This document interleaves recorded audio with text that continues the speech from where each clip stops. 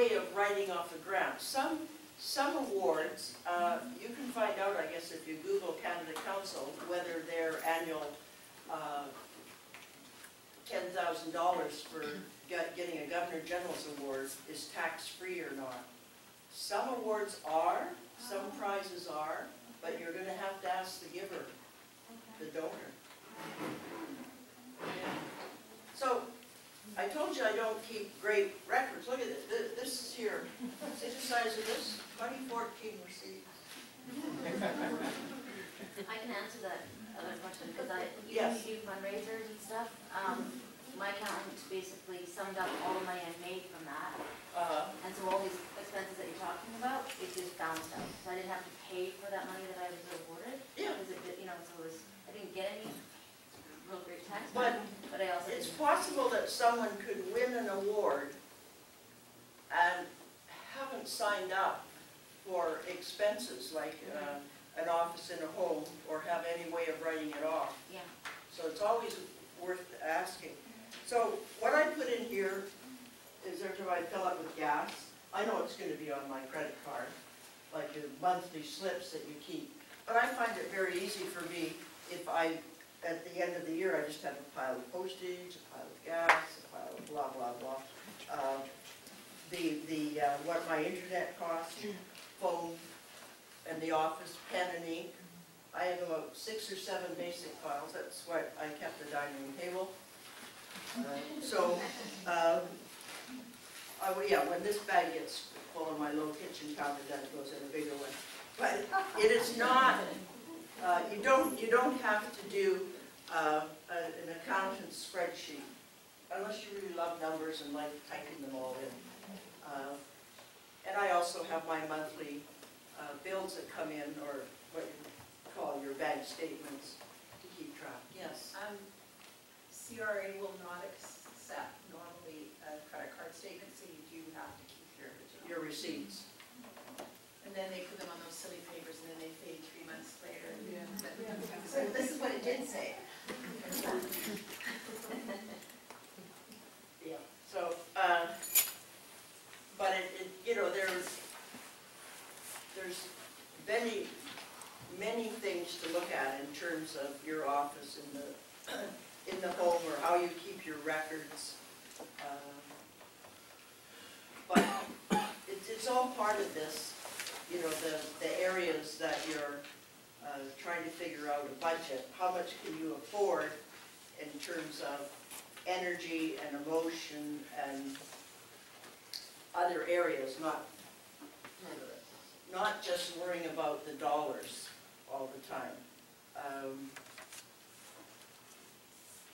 Are there any, we touched briefly a bit on marketing and selling yourself, but maybe because we're talking about numbers now, I asked you whether you were on the free site of ABC Book World, and luckily some people are doing a number of things in either with their own resources or with other groups. I think if you belong to a provincial site or a national site of writers,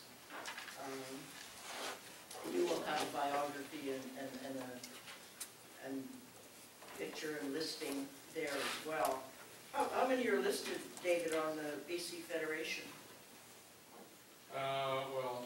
No, but the membership, how many possibly could be on there if they wanted to take the time to be listed? Right now, 454. 450. And not everyone has a full bio. no, some people are waiting to make a big splash. They're not going to just put a little where they started. But that's a personal choice. With access copyright, and you can get started with just a few pages. And this is a group in Toronto, Access Copyright. It's 50% publishers and 50% writers. It has nothing to do with the Ontario or national government. It is a private group that got together and decided that universities, schools, big industry, and government offices as well. Too many areas were using our writing for free. You know, you get one book, and you copy out a chapter, and, you know, as soon as the internet came on, then we had RA ending, intranet, inside universities, colleges, and big offices. Whether it was Shell Oil, or whether it was the City of Toronto's roadworks. Different types of manuals. I mean, people do get paid for writing how-to publications. I mean, obviously in the school and college system, or at universities, it was often fiction, sometimes even poetry books. And they were just shared, free. So, this group, both the publishers were annoyed because the systems weren't buying as many as their books anymore, as well as the writers getting fewer royalties, that they formed a group, and they did a cost analysis and decided, on average, you're doing blah, blah, blah. First, they wanted to put counters on their Xerox machines. Of course, now, we don't do it that way, do we? We just send it all digitally. So they came up with a system of so many people, what possibly they were ripping off, and they charged them.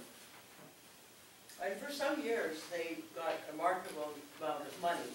It's not as huge as then, but there's still money. And so it's access copyright, and you've got the website or the address on the papers somewhere, page 2 of it. And the payback word is, you get listed with them, and every year you'll get an email from them saying, how many pages have you added? So I had 17, because I just made a couple little things locally. But the next year I got a book out, so maybe I added 200 pages. Or maybe I just added 11. I'm just growing slowly. But people would get a check once a year, and they pay up in November once a year.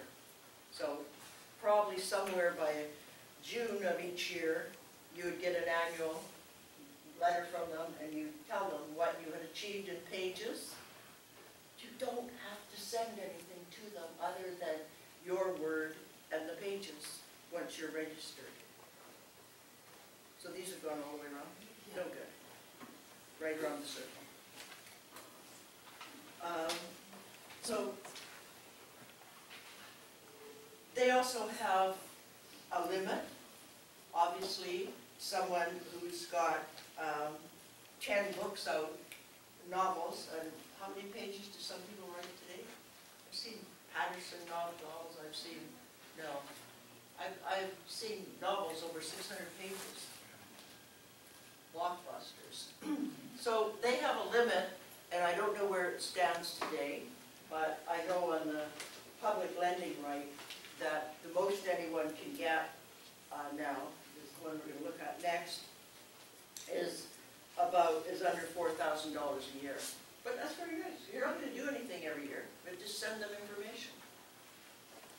And so we can just pass that around. So that's access copyright. Everyone who's had something in print, you can send off to it, and of course that is stated on your bibliography. That's your record you're keeping. Anyone comes by in 5 years, you can say, yes, this is what those pages were made out of. And they can be newspaper, magazines, any kind of publication. And they have, if you were paid for something on a website, you know, internet sources instead of paper. The other one, let's look at the English side, it's called public lending right. And this is under Canada Council. It does come from Ottawa. And they pay on Valentine's. It's every February. You get a check once a year. If you've had a book published and it's in our public libraries, then it will pay money every year. And that again can vary. If you, with your first book and maybe the first year, they don't find it.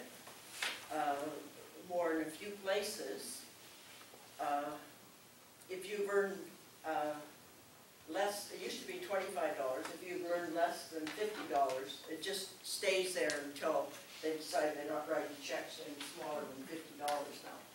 But most people are over that minimum rate, so they at least get one small check a year. And this is the one I know that now the ceiling is under $4,000.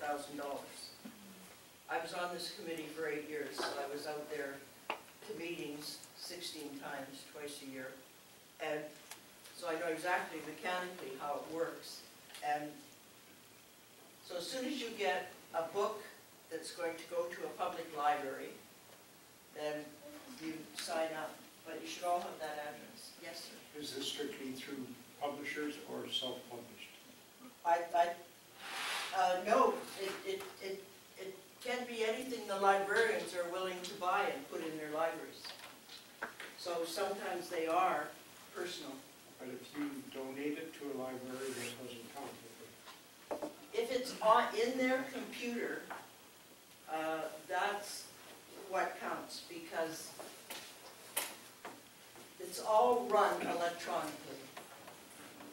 The Ottawa group scans the Vancouver Public Library computer, and besides that, your book is in 6 of their, doesn't the Vancouver system have more than 40 libraries? I believe. And they find you have 6 there, and somebody else, their book's in 10 places. Your anthology publications are fine with the access copyright. But not the public. No, that's, well, they do have co-writers. So for the books, the public lending right, you can have up to 6 people in a book. And here comes the main person right now. We'll make an entrance.